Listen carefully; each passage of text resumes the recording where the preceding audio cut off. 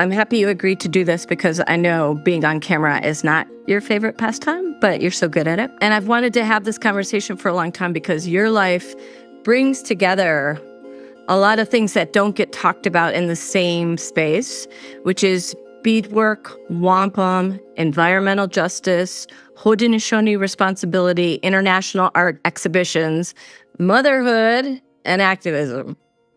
And you're hilarious as well.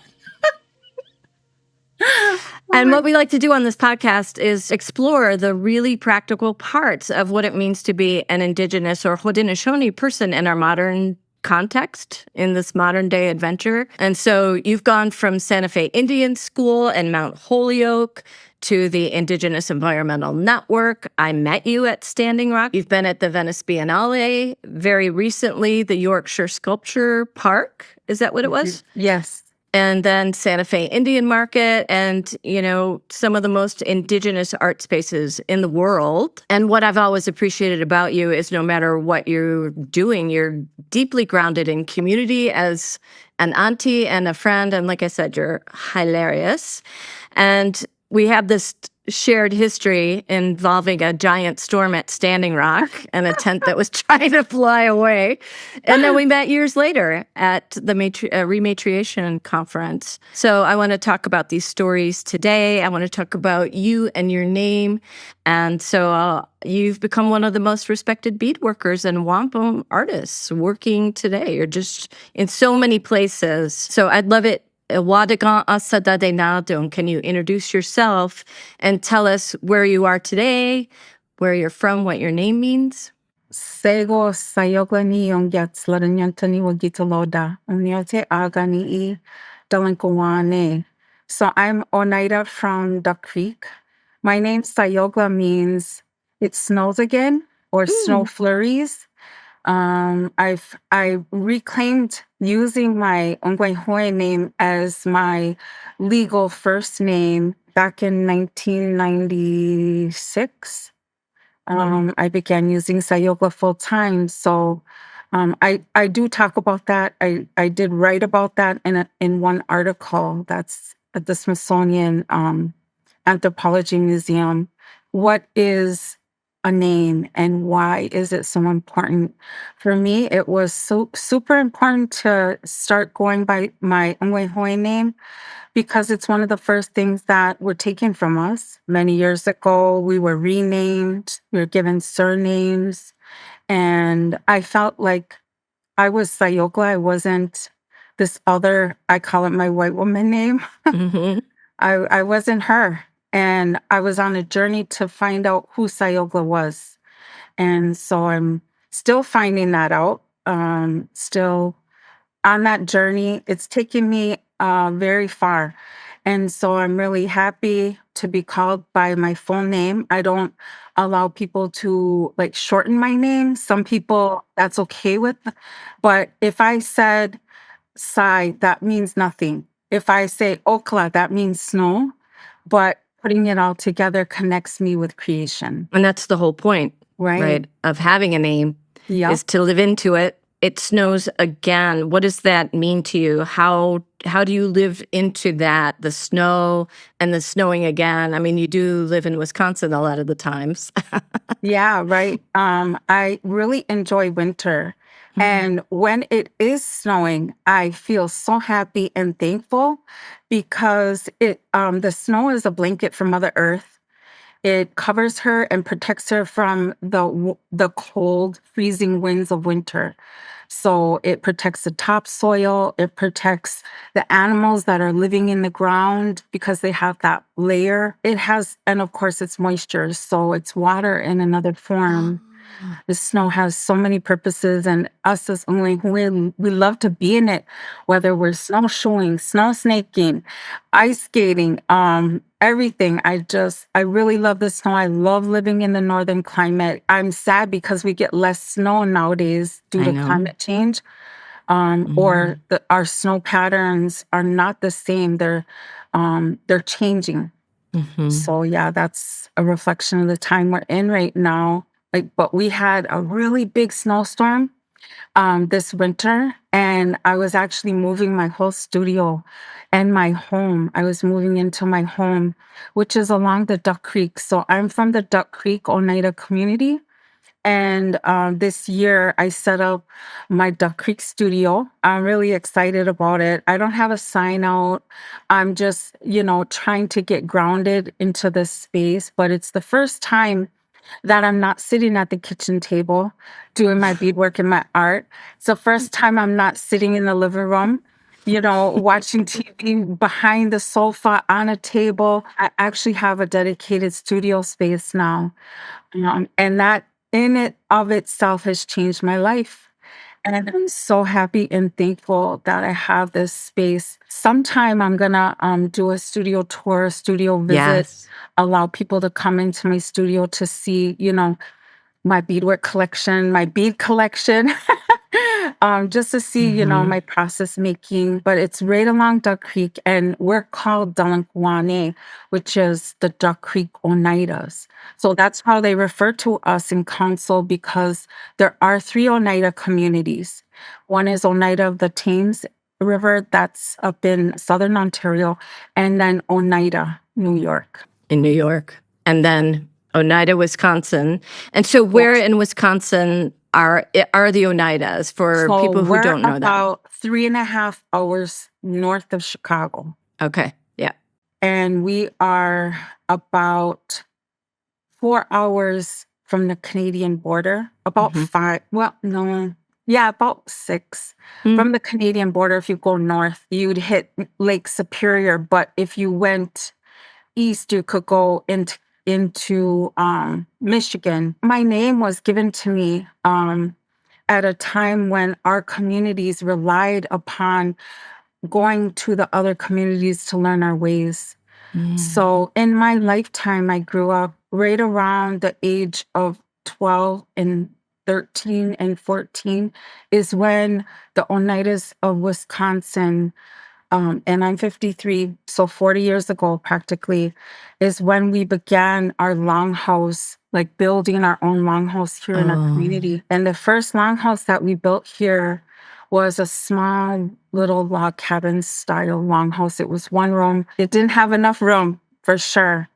So when we had our ceremonies, not sure if it was the reading of the Great Law or the Handsome Lake, it was one of those two. When we had that, we built ourselves a wigwam style structure of branches, bent branches, and then we used blue tarps to cover it. We had a solid foundation to walk on, and then that's how we have grown our ways. So we're learning. We've only had our Ganusis here, reclaimed it 40 years now. incredible. And Ganusas, for people who don't know, that is Our the word for longhouse. longhouse. Yeah, Yeah. yeah, And that is our ceremony dwelling. That was our yeah. traditional dwelling. But we no longer live in longhouses, at least most Haudenosaunee don't. We use it for ceremonial purposes and gatherings.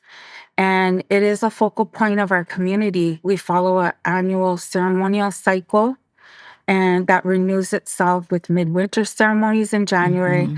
And like right now, we had planting, we had maple, and then now we're about to have strawberry. Strawberry. Yeah. Yeah, and then we'll have green corn. Mm. So it's an annual cycle and follows the stars too and the Hmm. moon. All of it is sets our ceremonial times. I'm so glad you opened with this because, it's like you hold so much knowledge, and you keep that really as your foundation and you're not super forward with any of it. You are Sayokla first, and then all of that is involved in that. So Yawa for that understanding. Did you guys build a full on longhouse then after that? Yeah, Yeah. yeah. So we did. We have a longhouse right now. It's a wooden, log structure, and we've had that for many years. And we're talking about rebuilding a new one closer to our community because the one that we do have, it's out in the country more. And one of the teachings about our Gnosis is that we want it in the community, like really accessible, like next door.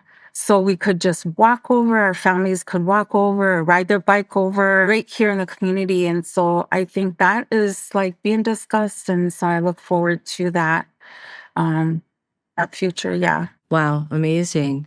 Well, and to jump from that, like way over to where I want to start with your most recent adventures and then we'll work our way back. So you've just come back from Yorkshire and describe your art and your creativity and what that means to you. And then start with the most recent. And like I said, then we'll work our way back because you've had so many milestones really recently. So I'm a multidisciplinary artist, and that means like I do a little bit of everything. I dabble in various art forms. I do some sewing. But my main focus has been beadwork for a long time.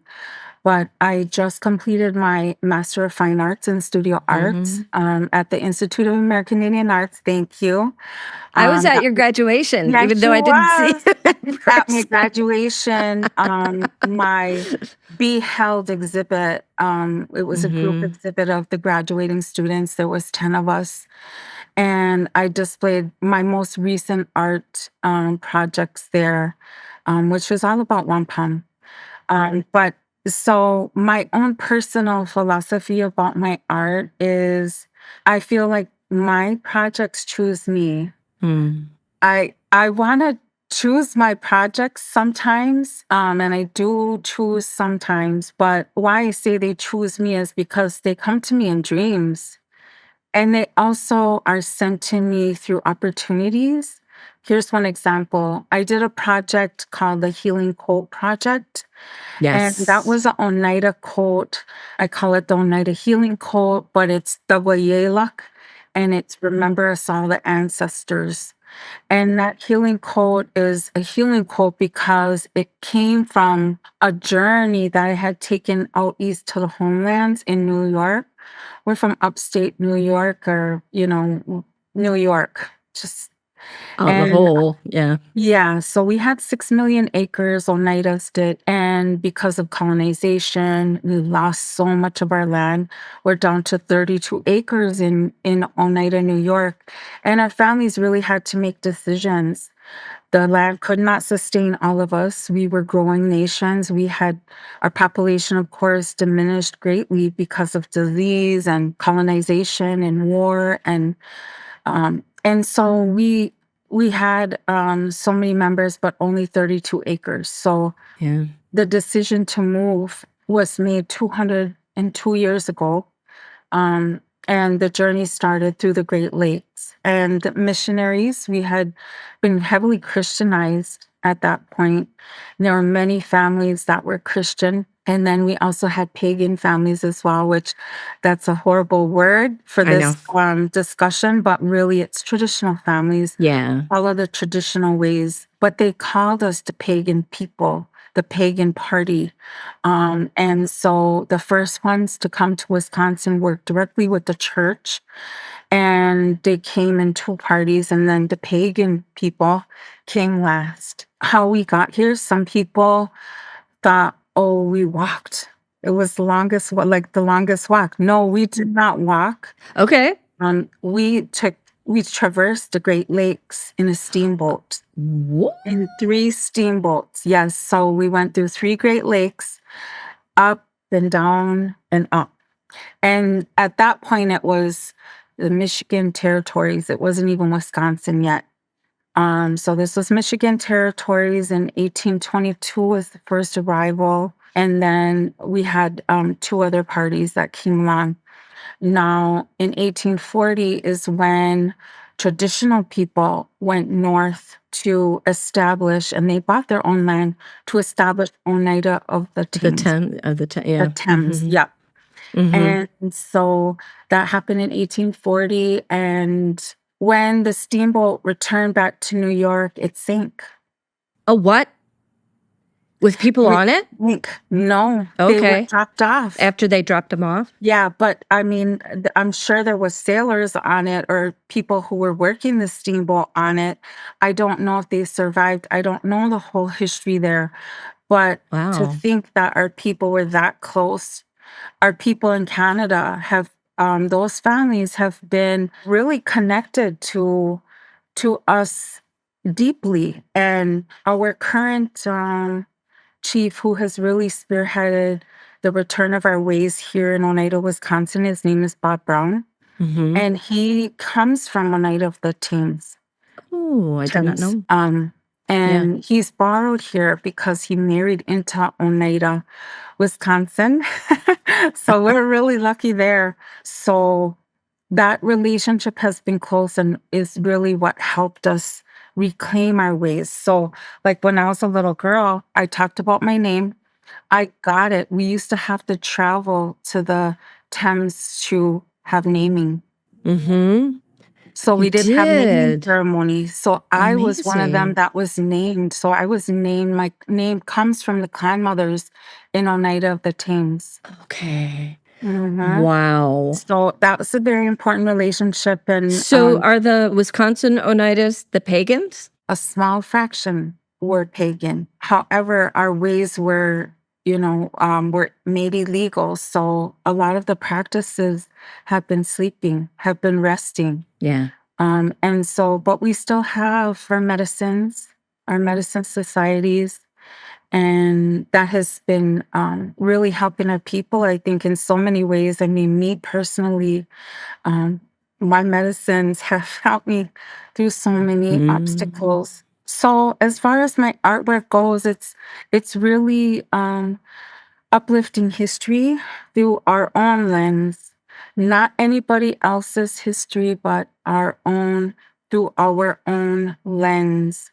It is also about Haudenosaunee history, Haudenosaunee way of life, beliefs, um, memories. A lot of my pieces use wampum in them, and Mhm. during my last 2 years at IAIA, I've been on what I call a journey to Onigolha, a journey to wampum. I entered the coursework because I wanted to learn how to make tubular wampum beads. Yes. And the reason why I wanted to learn was also came from ceremonies. So a few years back here, we had the Great Law recital in my community. And I was present and I was beading in the back because I was getting ready for an art show, which I'm always am, but I take my beadwork everywhere. So I'm beading in the back, and Rick Hill from Six was up there talking about all the wampum belts. Mm. And belts had been brought in from all over the Confederacy. There was so Mhm. many knowledge holders and belt holders present. It was amazing. And we all got to I touch love them and that. meet with Yeah. them and build those relationships. Mhm. And so he's talking about the Oneida Belt, which I know where the Oneida Belt is. It's sitting in the basement in the Chicago Field Museum. Chicago. So he was talking about it, and he said in his presentation that the Oneida Belt was made by Oneida women. Mhm. And I sat there and I was like, what? Yeah. And the first thought that came to my mind was, then we can make it again. And then I've been on that mission ever since. So that was my thoughts. And I said, then we're going to make another one, and it can be done. And we also made the George Washington belt, and it's the Treaty of Canandaigua. Mhm. Mhm. We made that And belt. The Oneida. Sayokla, before we go further, I think people that don't know what wampum are could use a little tutorial about what is wampum and why is it such a big deal to make tubular wampum, Yeah, right? To put in yeah, things and even this, to like it's impossible. yeah. I know yours, like such a big piece. Explain what it is and why it's so challenging to work with. Wampum is a shell. It's a hard clam shell, and it comes from the eastern seaboard of North America. So this shell, it's Merceria. I think that's how you say it. Okay. And it has been found from like Newfoundland all the way down to Florida. So there's northern quahog and southern quahog. Quahog. So it's a clam shell, and when it's closed, it's like almost lightish blue and whitish. And it has on the outside of the shell, it has like tree rings on it. The inner side is this white. And then the rim of the shell is purple in many cases. And the purple color inside the quahog shell is not directly made by a single bacteria or microbe. It's a result of genetics, the Okay. clam's diet, and the mineral-rich, low-oxygen mud where the quahog lives. Ooh, really? That's the So, purple? That's the purple yeah, part? that's the purple part. Mm-hmm. Yeah, so there are certain areas that have less oxygen, Oh. and there's usually more purple in those areas. Mm-hmm. Yep. Mm-hmm.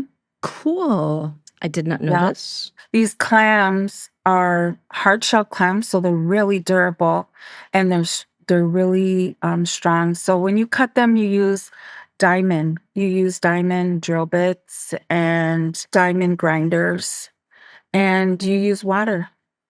And the quahog lives in a very salt, sandy, fine, sandy mud environment. And I had the opportunity to harvest quahogs, which was like one of the most fun experiences of It my looked life. amazing. I did that with Michelle Shenandoah Oh and my God. Gajiguni Fox, Oh my God. and family. And my son was with me, and Was that wow, last summer? that was last summer. I remember seeing those photos. My gosh. I So was beautiful. awarded a Journey Home apprenticeship, and so I got to spend a month out east. And that was part of my training. And I also worked directly with a mentor, Hartman Dietz. He's Mashpee Wampanoag. Okay. And he taught me how to make these tubular wampum beads. Mm-hmm. And I had made close to like 80 beads during that month, Oh my God. but they didn't survive the drilling. Yes. The drilling is so difficult to do. And I know there's different methodologies. And so I want to keep looking for more methods of making these beads. I want to learn everything that I can about making them because I'm going to spend many years probably making the 4,000 beads that are in the Oh. Oneida Wampum Belt. Oh, that's what you're doing. You're Yeah. So I want to do that in a community-led project. I want to do it with our youth. I want to do it with anyone who is interested to come over and yep. And I'll teach them and we'll spend time. And I'm working on getting the equipment for the studio. And I'm going to set up a shed behind my house. I have like a tiny little quarter of an acre, but the she shed's going back there and we're gonna do it outside because when you work with the shell, the fine particles are toxic and they can yeah. cause lung problems. Like mesothelioma, like it gets into. Exactly, Mhm. exactly. Silica, fine dust. Yeah. So you don't want to inhale those. And then I also don't want it all in my house. So we're gonna include safety precautions, ventilation, cross breeze, and then protective measures. Because when you're working with quahog, you're using water. And water, it has a couple purposes. It cools down the drill bits, it cools down the equipment to prevent the shell from cracking. But it also catches some of that fine particles in it. And so you always want to use water to help mitigate some of that, those dust particles from going into the air. So shells come in a variety of thicknesses. The Yeah. older the shell, the thicker it's going to be, and the larger it'll be.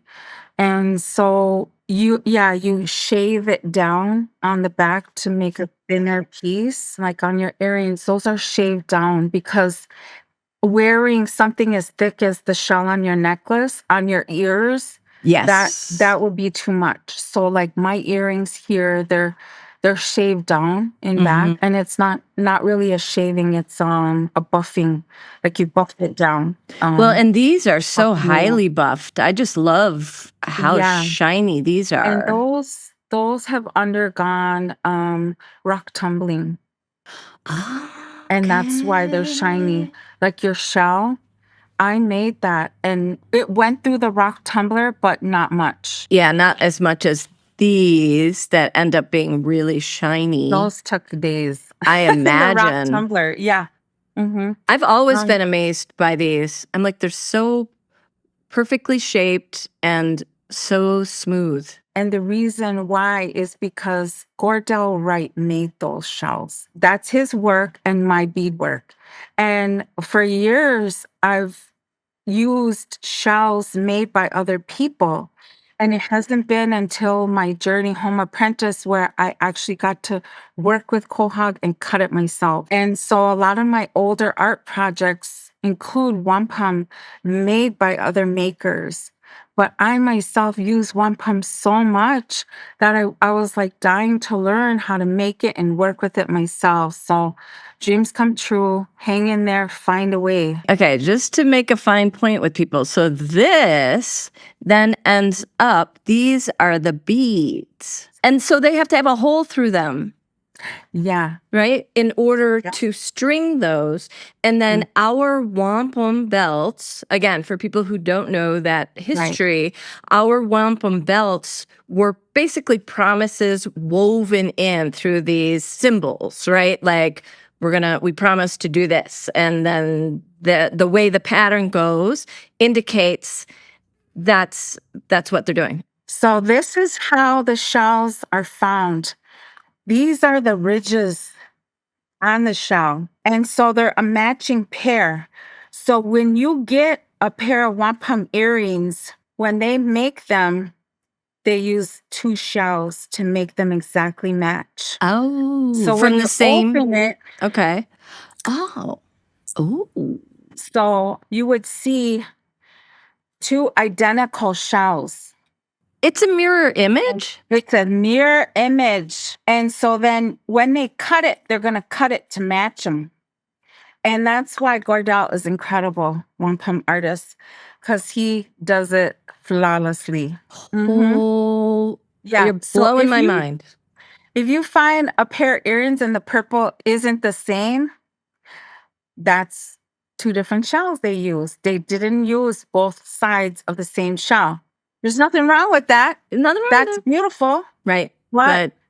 But But the ones who know. And so this little purple, when we make beads, this is the right here, this edge right here is the thickest part of the shell.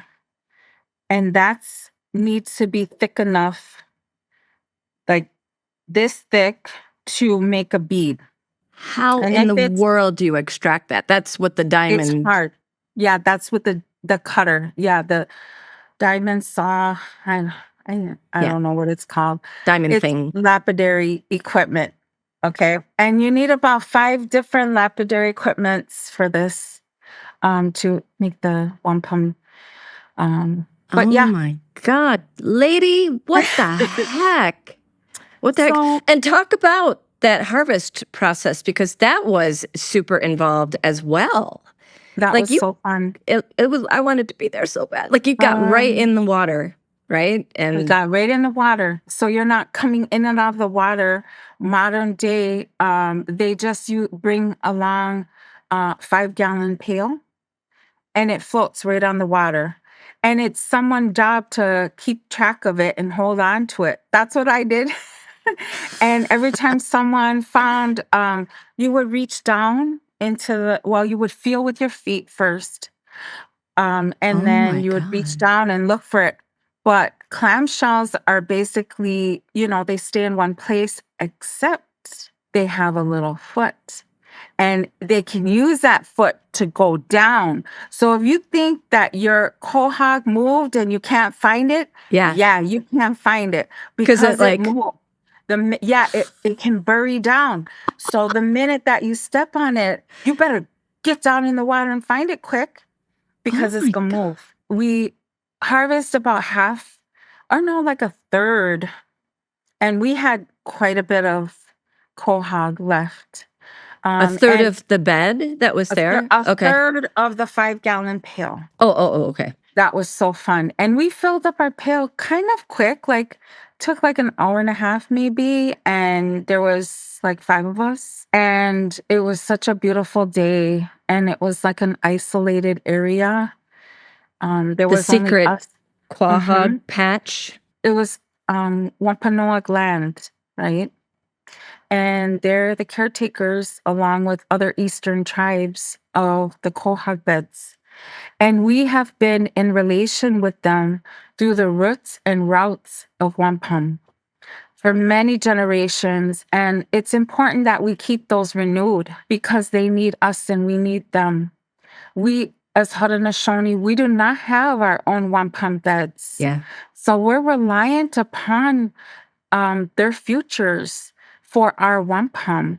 And they experience hardship with local municipalities who want to take their land, who want to claim the beds, because it's a very rich resource. But they also work with some government agencies like the EPA to help with maintain the beds in their Wow. area because it's their traditional way of life. It is their traditional foods. It is connected to all of our sovereignty through our treaty making and our diplomacy. It is a material that embodies the ocean itself, the water itself, the moon itself. A lot of the wampum, it'll have little lines in it, and I say that's the water in it. And it's also the tides control the ocean. Yeah, exactly. That And the I get tides it. control the ocean. Yeah, it's amazing material to work with, and we don't have to even describe it to some people. When they see it, they're drawn to it. And they're like, "What is this, a stone?" And I say, "No, it's a shell." And a lot of non-native people eat it unknowingly. They love clam chowder, they love quahog, but they don't really have a connection to it because they don't harvest it themselves. But they eat clam chowder on a regular. Yeah. You know, out east, it's super popular. So I was really fortunate to have clam chowder, to be able to make clam chowder with the Wampanoag. And one of their teachings about harvesting too, I wanted to share with everyone is before they harvest, they do make an offering to the quahog. And it's corn. It's cornmeal. And they feed the quahogs because they feed us. And so that cycle continues, that Thanksgiving continues. And of course, we offered our tobacco and we said our Thanksgiving before we even entered the water. But it was such a special day. It was a bucket list day for me personally. And I was Yeah. so happy that my son at age 12 was diving for quahog with his mama. Oh my Yes, it goodness. was so He'll never cool. forget And that. That is so no, and cool. so I ask you, you come out and join us, you and I'm Ted, I'm next time. coming. Oh, absolutely. Absolutely. We'll be there. We'll drop everything and come Yes, out. we're trying our best to go to back to Mashpee for their annual powwow, which is in a couple weeks. Really? So we're gonna be in Cape Cod again. They have an amazing, amazing powwow. It's like their 103rd or 105th year of their powwow. Is that the time that you were there last year? Was it during their powwow? The first part of my month-long stay was their powwow weekend. It was a month.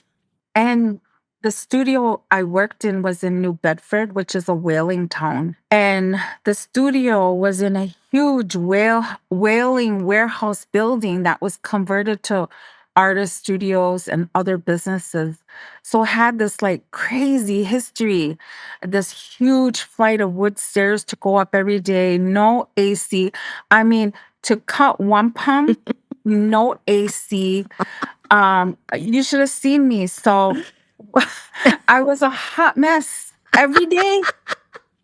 And I felt it and I felt great. Wow. And then so when I come back to IAIA, I did an installation of Wampum Studio in the gallery. And I showed myself a hot mess with my Advil and my Crocs that were covered in wampum dust, and like wampum on the floor and like just the whole mess because that's Wampum Studio. Oh my gosh. Also, we But should just please quickly explain what IAIA is for people that don't it's the know. Institute of American Indian Arts, and it's in Santa Fe, New Mexico. And they have undergraduate programs, certificate programs, and they're the only school in the world where you can study contemporary Indigenous art. Yeah. And, And and so it's like anyone you know who's an artist went to IAIA. has been at IAIA. And so many Haudenosaunee people. Like Yes, we have a long Like- legacy. you were there with Michelle and Gaji Juni, and Gaji Juni went, and Michelle was down here while Diane was Yep. going to IAIA. And her aunties, administrators have told me that. They're like, it's like Pueblo people, maybe Lakota, Mohawk. That's like the demographic that goes to IAIA. But there's such a connection. I mean, beyond the school itself. I don't want to get away. I'm not done Yeah. with your experience, but I just want Right. people to know that you're operating in this context of this really remarkable school that keeps getting defunded and keeps coming back. So much beauty there. It's such a Right. beautiful school. It is gorgeous. I am beautiful. so honored and so thankful for the opportunity to go to school there. It has opened so many doors for me, and I encourage everyone I know to apply because Yeah. it is such a special education that you get there. I can tell when people have gone to IAIA because they have like this confidence. They operate like you do on the world stage with this community, but they don't turn into just like, I'm a fabulous, that they somehow retain community involvement and traditional like influence of our values, of Indigenous values, which is a huge accomplishment. I'm a legacy IAIA. My mom went to IA, and so did one of my aunties. And I'm begging one of my kids to go. Yes. Yeah, Yes, keep so- that. I bet there are a lot of legacy.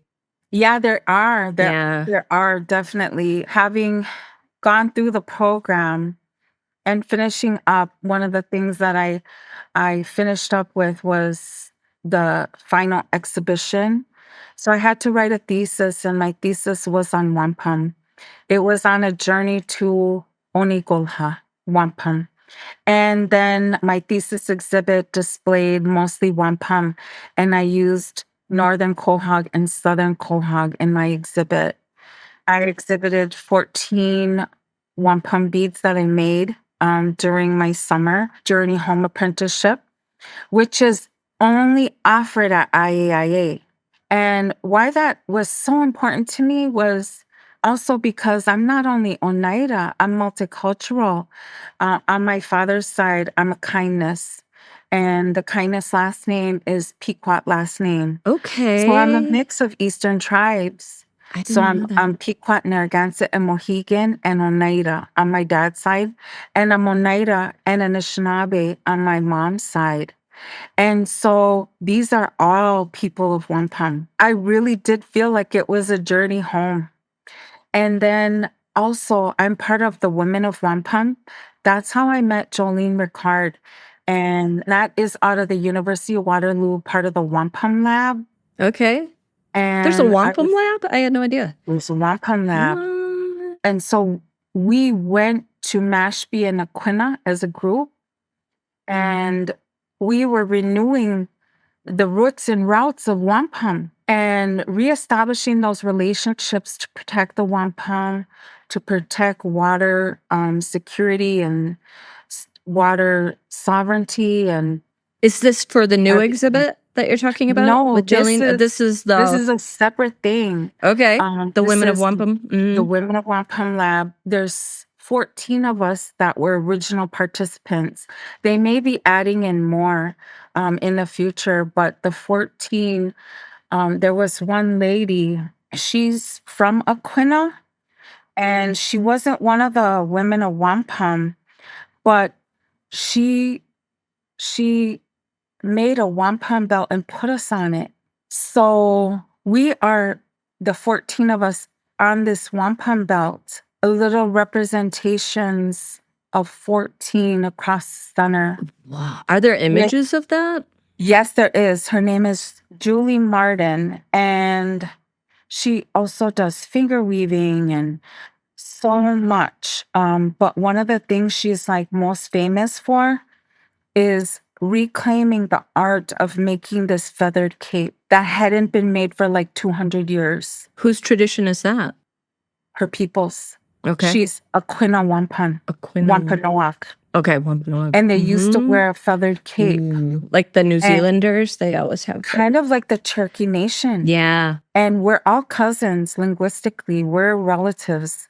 And so she posted today, and I don't know if you can see this. She's making a wampum belt that's 101 strands across. Oh my God.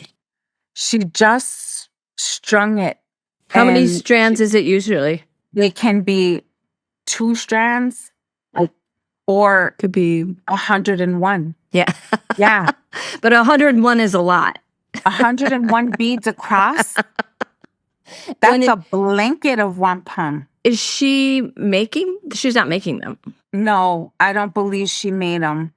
And she does work in glass wampum. Oh. So the wampum belt that I told you about with the 14 women of wampum on it, that was glass wampum. Okay. So our women are making wampum belts, as is customary, a practice of women. And we have been, I don't know how to say this exactly, but it's been out of balance, the knowledge of wampum.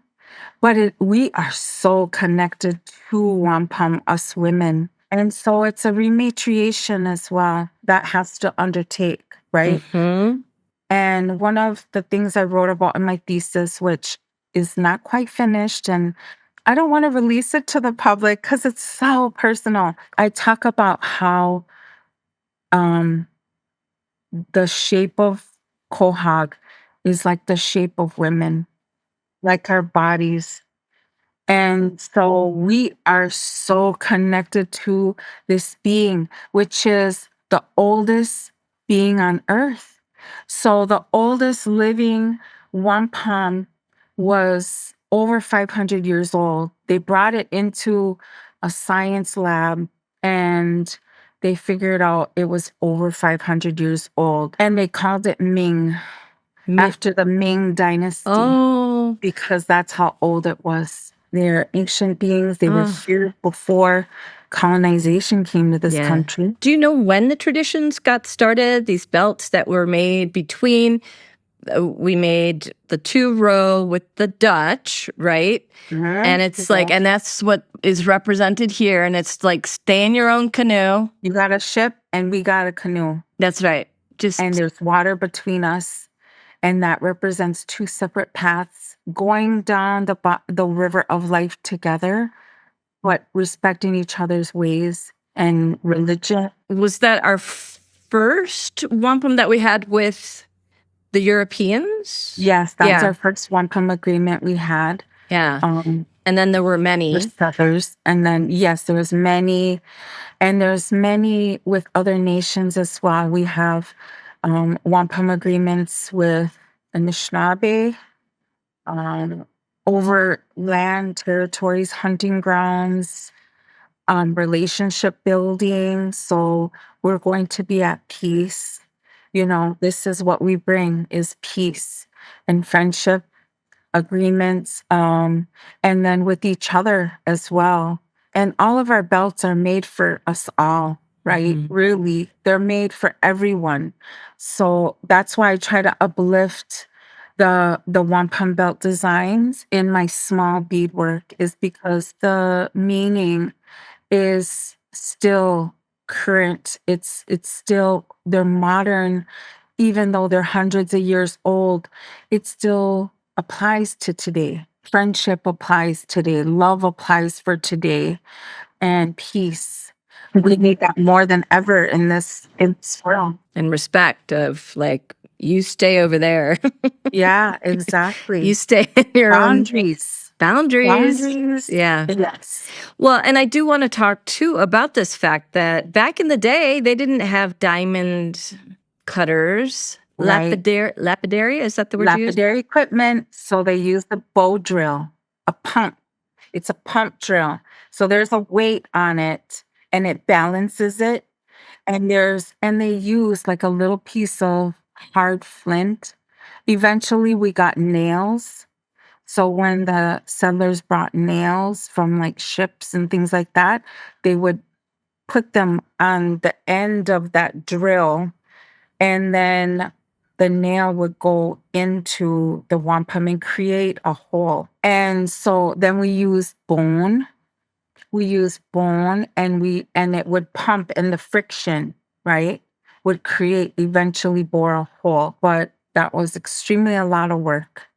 And very quickly they started using the nail or a piece of steel on the end to replace the flint or the all bone. Anything that was really durable and tough that could be shaped into a little point. But yeah, that would pump. And then they used stone to shape it and file it, round it. Wampum was used as currency. It was Yes. actually used? Because It was used like currency. Okay. I think that's what first comes to mind for people like, oh, I know that term. That's money. Wampum's money, right? Yeah. So it's way more than that for Indigenous people. Okay, so it was used during the fur trader times. So settlers would come and they would land on the East Coast. They would land in Wampanoag territories, eastern nations.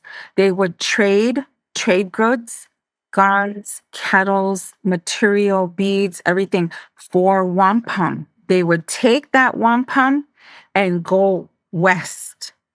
And then they would trade with other tribes, Okay. all through the Great Lakes for beaver. Ah, okay. So they weren't taking wampum back to Europe. No. Okay. So they were like, it was in and amongst the Right. woodlands. Okay. Yes. And they were getting their beaver. They also traded silver and all kinds of other goods with us as well as wampum, but sort of like a two-pronged process. Like, so over here, right on the East Coast, trade for wampum and then bring it west. They traded for wampum because they knew how valuable and spiritual it was to us. So we didn't ever see it as like money, but we needed it for our culture, for our way of life, for our agreements that were ongoing. And we've always needed wampum, and they knew that. And so they caught on to that, and then eventually it got so popular that they started making wampum. Non-natives mechanized wampum making out east, and whole families, white families, were making wampum. And there's a museum in New York that you can still go to see the wampum making machine that they had developed. And that's when the term money, was thrown around, and it was looked at as money on the colonist side, because that's what they're culturally, that's their way. They got stuff. But Yeah. for us, no, it wasn't. It was Okay. never money, right? Yeah. But Yeah, I'm glad you clarified that. So, in your thesis that you are just completing now, what is it that you cover, and what were the biggest surprises that you have come across either in the IAIA process, which was 2 years long or three? It went by fast, Two whatever it years. was, 2 years. 2 years. Yeah. What were some surprises you came across, or what dots were connected for you? I think just what I described. I always wanted to know like how all that went in history. And I really feel like I need to do a PhD on it because there's so much to write about. There's so much history that is lost.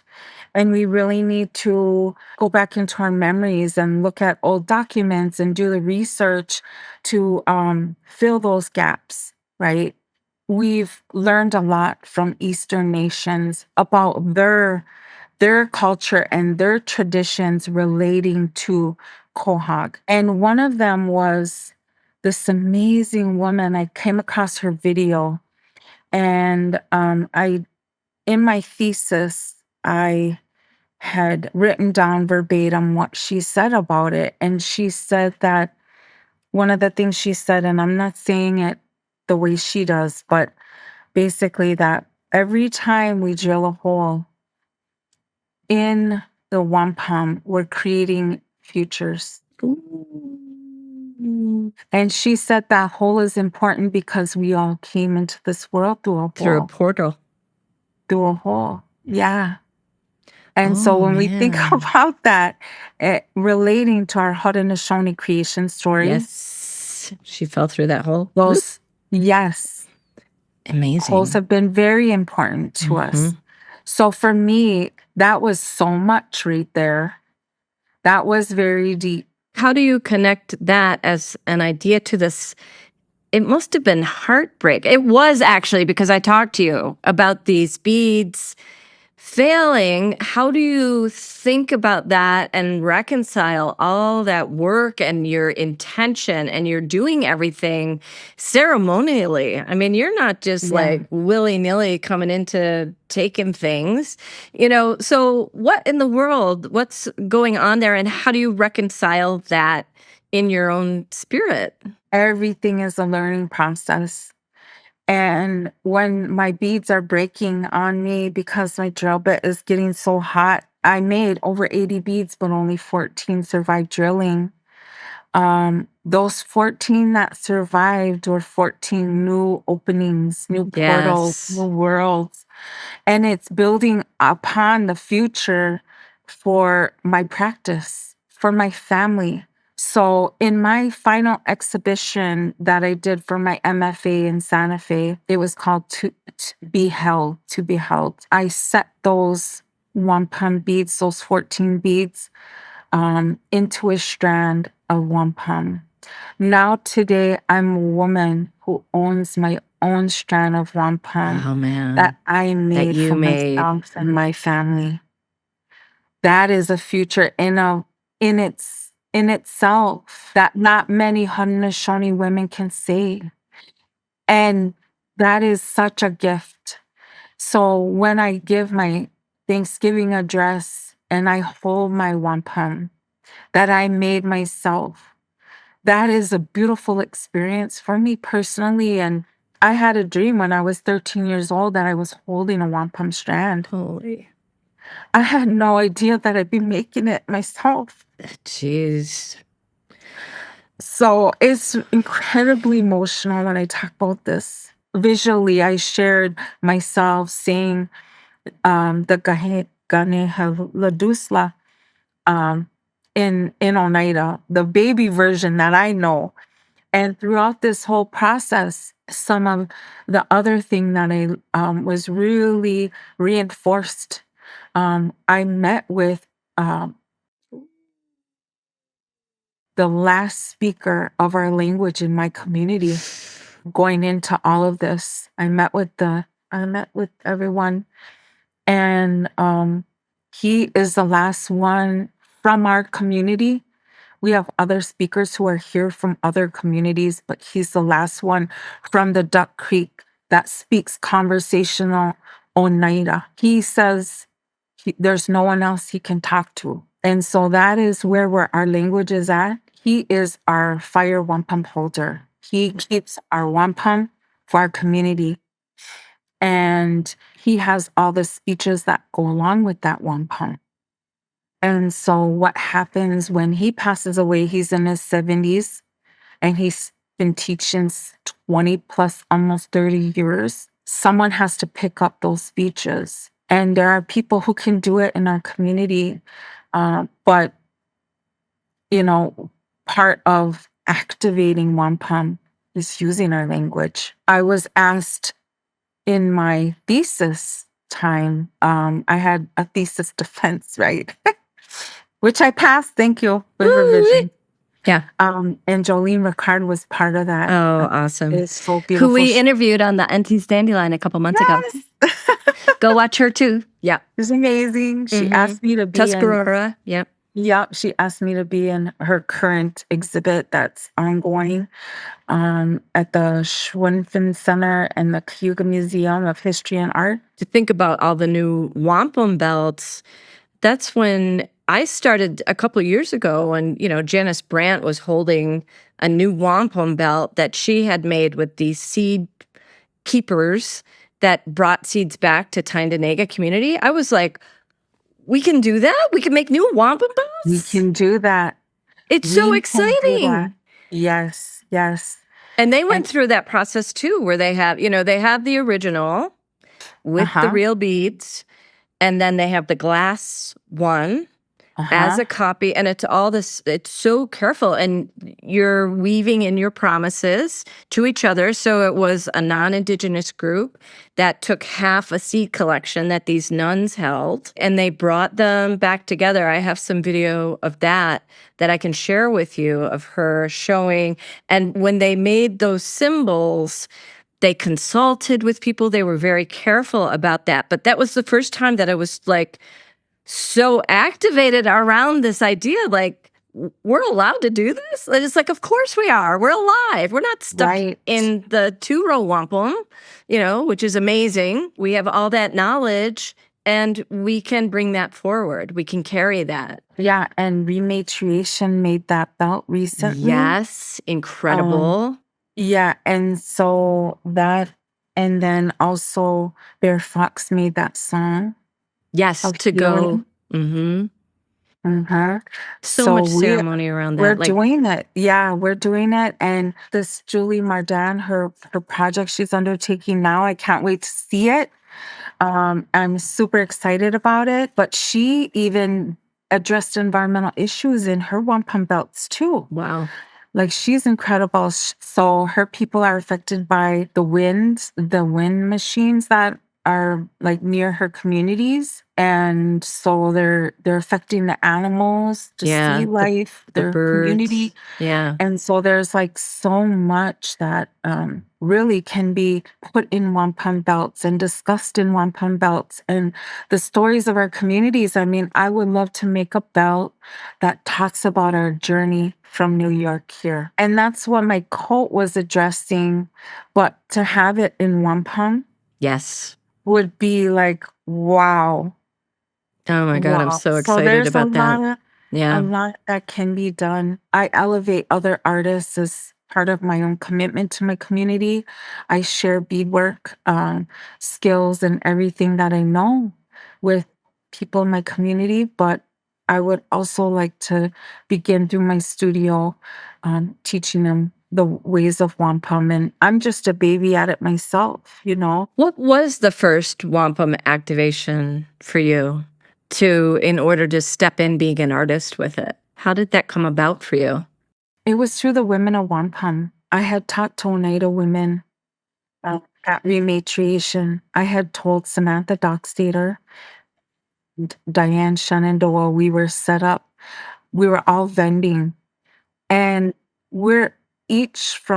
I'm from Oneida, Wisconsin. That's right. You're the three. You're the three sisters of Oneida.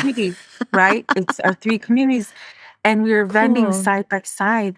And there was times when we wouldn't have very many ladies, customers, or any, coming through.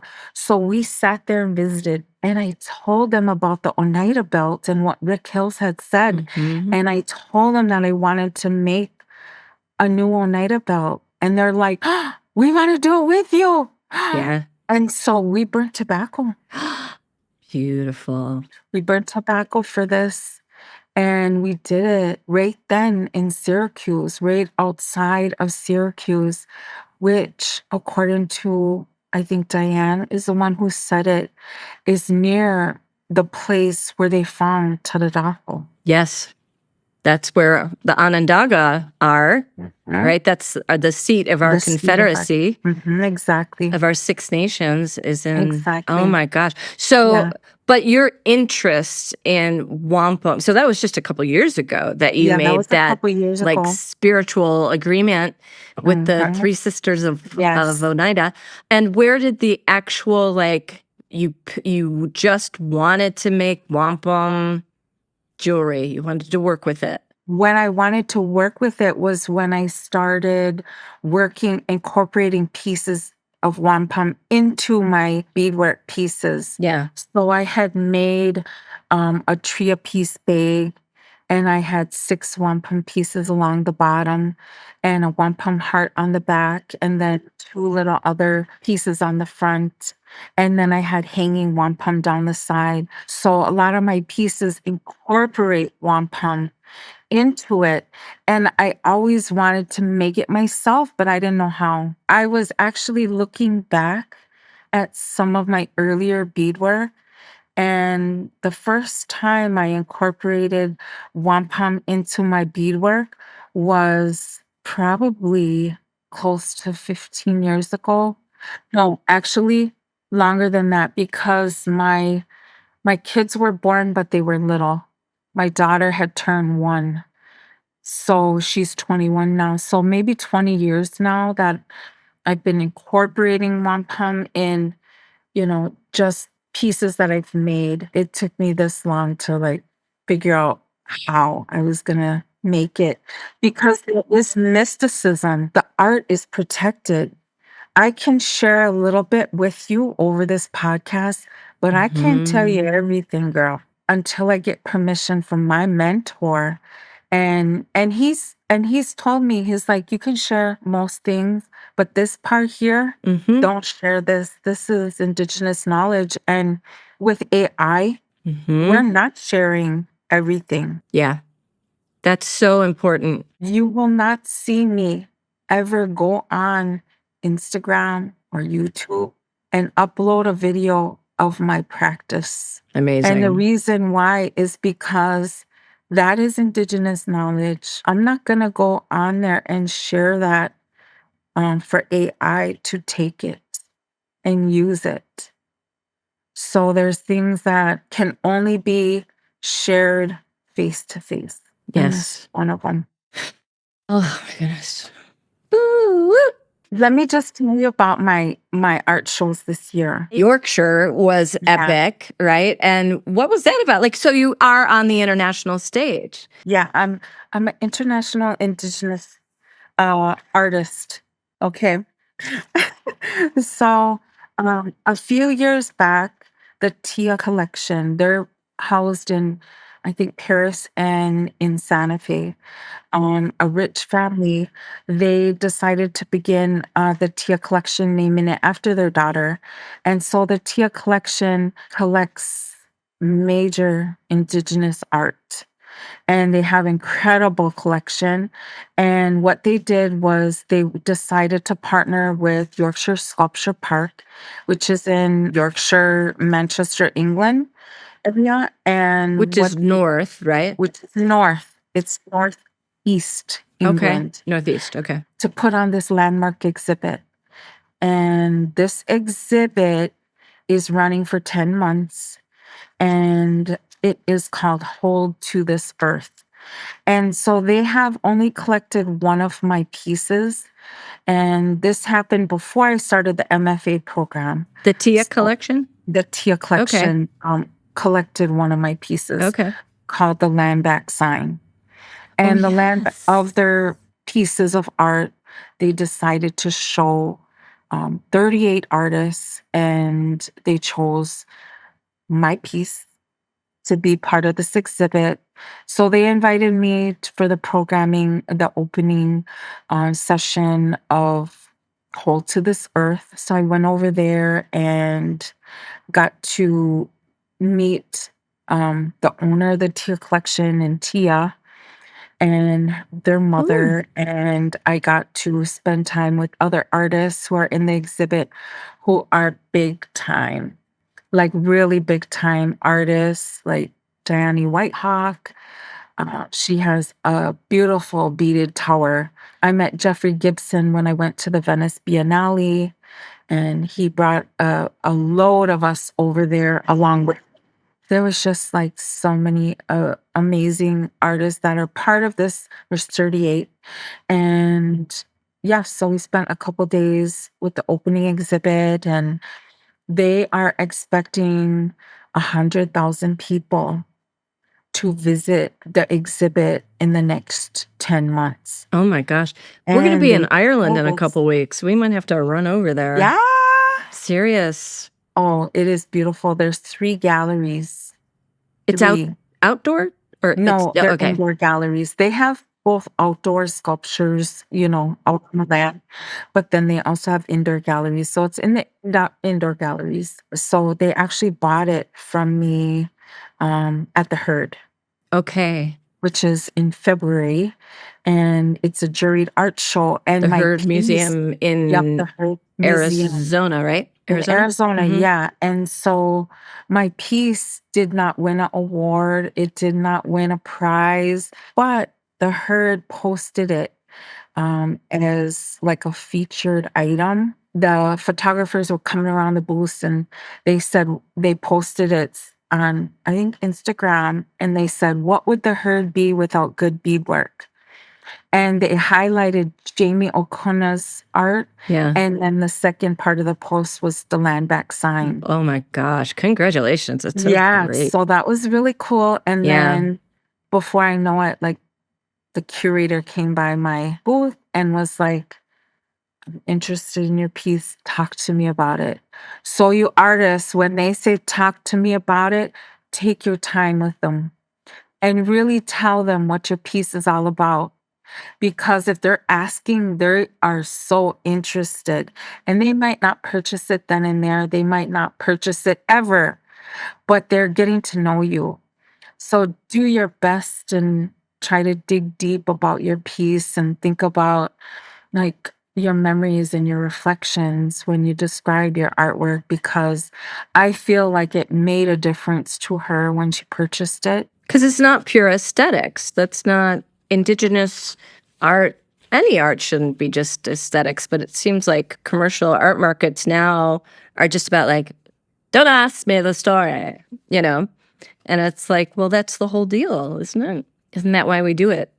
Mhm. Exactly, because the meaning, we want to feel the connection. We want to understand why you made it. And some things you withhold.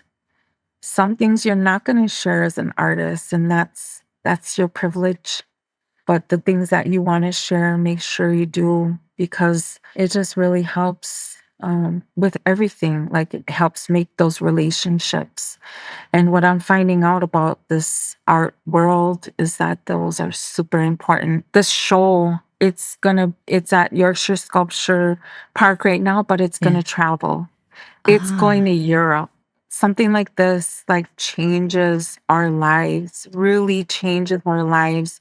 And so I'm so grateful for Tia for doing this for Indigenous peoples. He's like, I collected it all, but I want to share it. So it is an art lending library. And so it lends its art for free globally. And that was one reason why I chose to them. It's not gonna just sit in the warehouse, Wow, I love that. And what is right? it about the land back concept and this piece that you think Europeans are vibing with? I don't know. I have no idea. I know, I'm But very interested. Like, what does it mean to them? You know? yeah, exactly. What does it mean It to means them? I something. think part of the discussions were when they were doing the didactics and the labels for the show, they explicitly talked about the effects of colonization because, it's starting the exhibit starting in Britain. The normal average English British person doesn't put two to two together, doesn't make the connection to what has happened to Indigenous people in North America. This is part education for them, and sharing, being able to be in that place and sharing our stories is like super important because, and that's why they're calling it a landmark exhibit, is Shoo. because it's rarely been done. To And have I that specific kind of dialogue, right? exactly that dialogue super important. I've seen that healing shirt, getting onto another incredible, iconic Sayokla Kindness piece. So describing this, it's a healing shirt. Is that Yeah, what it's a it? And healing coat. healing coat, Yes. and it has the finest, most intricate beadwork. And the market's always so busy and crazy and hot and insane. And so I've never really been able to ask you about that piece specifically, but can we take a moment now and talk about that piece and where'd that come from and where is it going? So that coat was a project of the Healing Coat Project, which was from Milwaukee-based Sculpture Park. And they were funding artists to make healing coats about moving from one place to another, like about people who have migrated, about the transition and so it's like healing from that migration story. And I told her she was visiting at the Woodland Indian Art Show. And I told her, Oneidas have a journey too. And she invited me to be part of this. And they funded the healing coat. And my first iteration of it was in black commercial leather. And I told them, I was like, this piece needs to be like done in traditional leather, elk hide, deer hide, made hand tan, and they funded it. So I bought a big, beautiful elk hide. It took up the whole floor space in my little tiny apartment. And I used almost every inch of it. And I used the pattern and I altered the pattern for my purpose. Okay.